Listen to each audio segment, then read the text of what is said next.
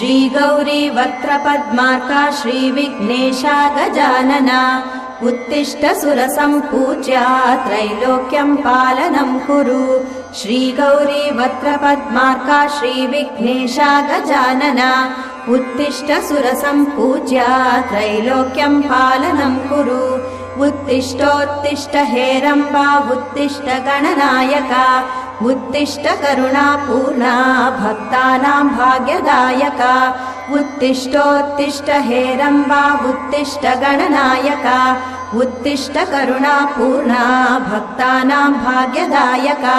श्रीयाकुवाहन शिवात्मज दिव्यगात्रा श्रीभिन्नदन्तधनुजान्तक सूक्ष्मनेत्रा सर्वार्ति दुःख शमना फणिराजसूत्रा देवा गणेश्वर विभो तव सुप्रभातम्।